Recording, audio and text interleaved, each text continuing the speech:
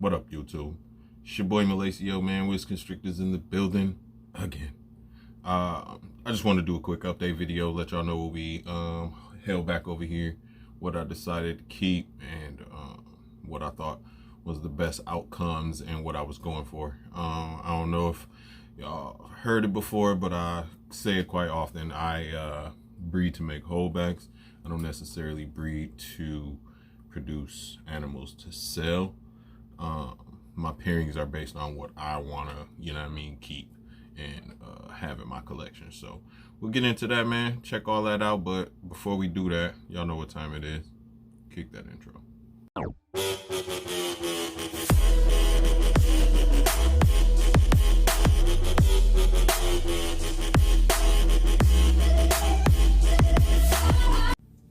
right, we're gonna start out with this little lady right here, who has only taken like 2 or 3 meals since I got her. This is a leopard butter fire female, so a nuclear leopard female. And of course the camera, even with HD, it ain't picking it up. This girl is like yellow and purple.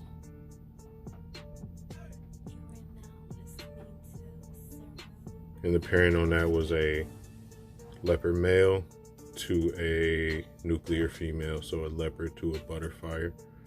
And this little girl was all 3 genes and a female, so you know she had to stay at the crib, man.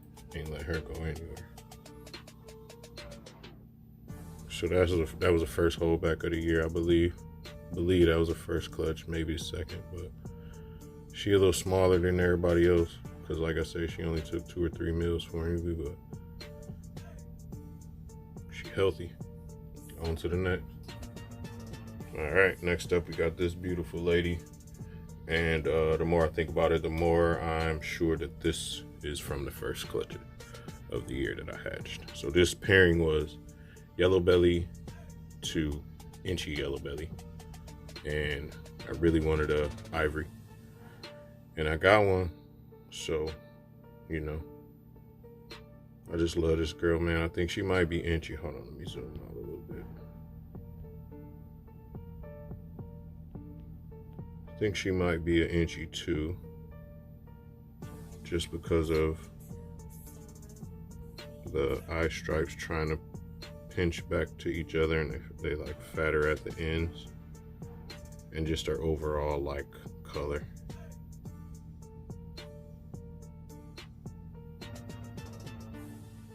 I feel like there's some inchy in there, but that was the first holdback. Like that was the gold snake of that pairing, was to make an ivory, preferably an inchy ivory, which I think I got. So she ain't going nowhere.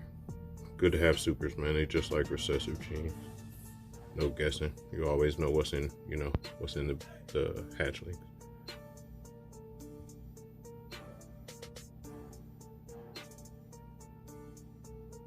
Insane. All right, up next we got this very feisty little calico female right here. Pastel Calico, actually. She's a very high expression Pastel Calico. Let me zoom out a little bit so I can get her closer to the camera. She's very feisty. So as you can see, she got a lot of the high whites coming up. The very common calico, weird shaped alien heads. And then the pastel, blushing for the head stamp. Very high white, with the nice oranges coming through. So that's why this girl was the holdback, because of how high white she was. So, Pastel Calico, just a single gene, both single genes. I like what Calico does, if she can do it without tagging me. What Calico does near the tail, there we go. It like stretches that pattern out and makes it all whack, so I love what Calico does. So the next step for this girl is to get her into some inchy, and then a nice little secret male that I'm gonna tell y'all about eventually. So, Pastel Calico. On to the next. Either het cryptic or het clown. Impossible. Double het. Desert ghost. And ultramel. We'll start out with this one right here because it seems to be the feistiest one, which is just more defensive, more scared than anything else. Hold on, let me zoom out again. Alright, so see the high flaming, see the nice crazy pattern. You see the, I think this one's gonna prove out to be het cryptic versus het clown. She got the linking on the neck stripe on, is it this side? This side. If y'all can see that right there.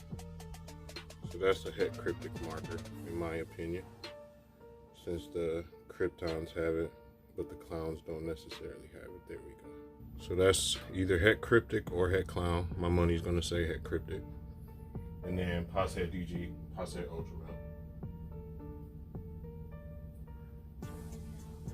And this one right here, as you can see, has a brighter overall tone than the other one. I could put it back down and zoom in actually because she's more comfortable that way. You can see that one has a brighter tone overall versus just a normal. A lot higher whites and just the overall brighter color.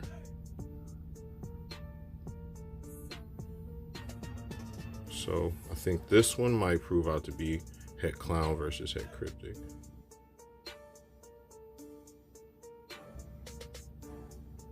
All right, and here we got two clowns that's ready to tag me too, man. So the one on the left is a male, and the one on the right is a female. One on the left going in shed. So he ain't looking his absolute best. Oh, they on point.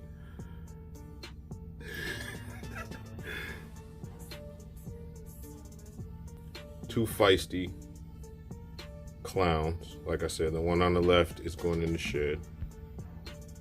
And then the one on the right has either recently shed or I think she recently shed. So that one's a female. The one on the left is a male. They both came from the Krypton clutch. So I bred a Krypton to a het clown. And since Krypton is allelic with clown, we got some visual clowns out of the pairing. So the good thing about these is they're also double het, possible 50% double het, DG and ultramel. So we will have to find out. Usually, yeah, there we go. You can just tap them on the head and then they calm down a bit. So I don't want to bother them too much because like I said, they go into a shed, but that's the male. I might make this dude available. Take a look at that headstand. I might make this dude available for somebody if they want to get into possible ultramel clowns, possible DG clowns. So if y'all interested, hit your boy, let me know. It's also feisty. She seems to have calmed down quite a bit. She has that reverse question mark on her headstand. That's how I know her. And she's an overall lighter color, I would say, with more of the reds coming through on the dorsal, more blushing. You can really see it right there. That's good. So this is the female. She of course ain't going nowhere. Female clowns worth their weight in gold around here. Well, anywhere. So she ain't going nowhere. But on to the last couple. And there we have the whole season's goals right there, summed up into 2 snakes. So what we got here is 2 female kryptons, both possible double het, desert ghost, and ultramel. The one on the right just had a shed. The one on the left is probably 2 weeks out of shed, so she's a little duller. We'll start with that one. Nothing crazy about them. They pretty much look just like that. Typical krypton patterning, tighter little alien heads. A lot of blushing and flaming coming up on the sides. Tighter, more pinched alien heads. We got that. She won't sit still. There we go. Got that neck stripe. That's the telltale sign of a krypton. There we go. The neck stripe right there. The fat eye bands. Nothing crazy. Like I said, beautiful high whites coming up the sides. Little dot for a head stamp.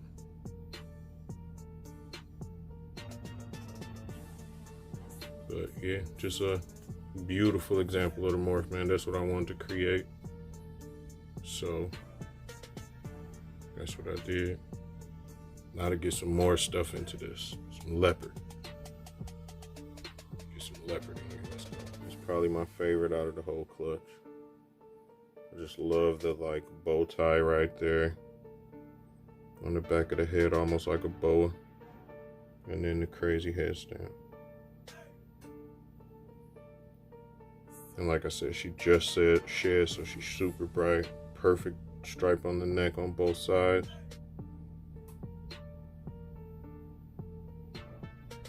And this is the goal. This was the goal. Like this is a krypton right here. This is what I think of. I wanted to make one. So I did.